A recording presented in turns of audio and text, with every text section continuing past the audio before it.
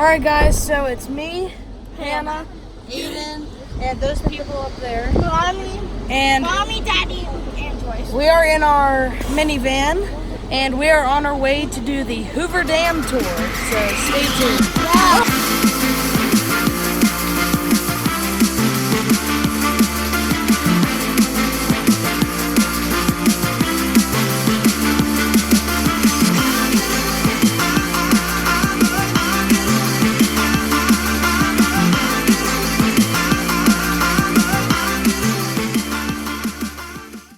Oh, there it is. Trying to take a picture. Stop moving. We're gonna watch a movie. No, we're not. It's about the Hoover Dam. We're gonna watch a movie, and It's about probably the gonna Hoover be Dam. boring. It's about the Hoover Dam. It's so boring. It's about the Hoover. What did you think of the little 10-minute movie that we watched? We get the demo. You know. It was really good, and The only thing that put me to sleep was were those it was chairs. only 10 minutes. Those chairs were so But it gave us some facts about the Hoover Dam and some history. I can't see. Wait, really? That's a lot of hats. Somebody's hat? Welcome to the observation deck overlooking the world-famous Hoover Dam. It's huge. Imagine how. Picture that big? Imagine how. From here, you get a spectacular panoramic view of Lake This is huge. The dam 10 feet deep. The body of water in front of the dam is called the tail bay, or tail reefs, but in reality that's the Colorado River. This is where the water is drawn from hundreds of feet below the surface of the lake and spills through the turbines, flowing on downstream. The water comes out of the turbines at an average temperature of 53 to 55 degrees.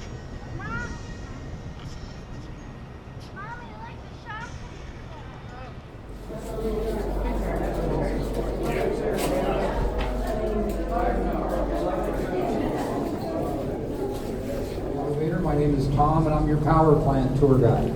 We're currently right here inside one of the original diversion tunnels, and this room is sitting on top of a penstock pipe. I'll explain that shortly, but that's it right out there. To build the dam in this area, the first thing they had to do was divert the Colorado River around the work site. To accomplish that, they built 4 diversion tunnels, 2 here on the Nevada side, 2 on the Arizona side. The diversion tunnels are 50 feet in diameter. You're in one right now. And they run about 4,000 feet through the canyon walls. They also had to build an upper coffer dam. That's just an earthen dam, about 100 feet tall here. That pushed the water into those tunnels. They built a lower coffer dam down here, about 65 feet tall, so once the water started to come through the tunnels, the water wouldn't be able to get back into the work site here. All that took about 19 months for them to complete. Once they did, they dug down through 135 feet of sand, silt, other debris, until they reached bedrock. Upon reaching bedrock, they began to pour the concrete. The workers poured 16 tons of concrete every 78 seconds, 24 hours a day, 7 days a week, 363 days a year for 2 years straight. They had 2 days off per year, Christmas and the 4th of July. Some workers actually wanted to work those 2 days to get some overtime pay. Most workers couldn't handle that work schedule. They would either quit or they would be fired. But that was okay because there were 15,000 people in this area looking for employment during the Great Depression. You see outside the window here. If you feel a slight vibration in your feet right now, that is 96,000 gallons of water per second traveling through the penstocks. That's enough to fill up an Olympic-sized swimming pool in just 7 seconds. Water then travels down into smaller, narrower penstock pipes to feed our generators, and then the water continues on downstream. Finally, we have the spillways. The Nevada spillway and an Arizona spillway. The spillways were built for flood control. They were built 27 feet below the top of the dam. so that if it ever flooded here, the water would enter the spillway, bypass the dam and the power plant, and continue on through the old diversion tunnels on downstream. Now, these have only been used twice. Once in 1941, just to test them. Again in 1983. It flooded here for 63 days straight. At that time, water came within 7 feet of the top of the dam.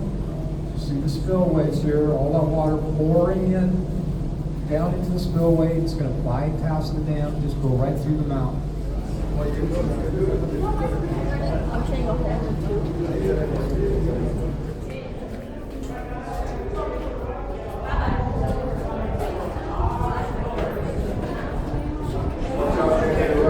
Another 40 feet below the floor. Inside of each of those is a rotor that spins at 180 rotations per minute, and they can each produce 130 megawatts of power. 1 megawatt is 1 million watts. That's 130 million watts of power each when they're turned on. You can tell if they're operational right now if the light is on top of them. Normally during the summer months, when everyone has their air conditioners on, we're going to have all 17 generators running. At that time, we can produce enough power down here, surrounded by the aluminum fencing. That is a Pelton water wheel. We also have one on the Arizona side. The Peltons produce 2.4 megawatts of power. That's strictly for in-house purposes. We're not going to send that out on the grid. We're going to use it for all of our electrical needs right here at Hoover Dam. This particular Pelton was the very first generator ever turned on at Hoover Dam. It was ceremoniously turned on in 1936 by President Roosevelt. There's also two on the Arizona side. Those are our P&H bridge cranes. Each of those cranes can lift 300 tons. To put that in perspective, the Statue of Liberty in New York Harbor weighs 225 tons. So one of those could easily pick her up from her base. We're going into the dam. All right, everyone, you're going up about 200 feet. When the elevator stops, you're going to go around the corner to your right, all the way down that air ventilation shaft, take some pictures, enjoy the view, then come on back. But watch your step. It's not like the tunnel that they intended for visitors. This is more for the workers. So just be careful. Okay. And if you stub your toe, the concrete will win. Yeah, Aiden. What are those? What are those? You wouldn't be able to get up back.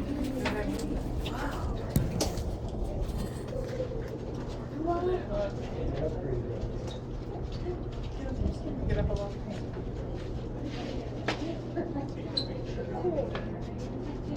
I see so many ways you can drop your gun. Like my Well done.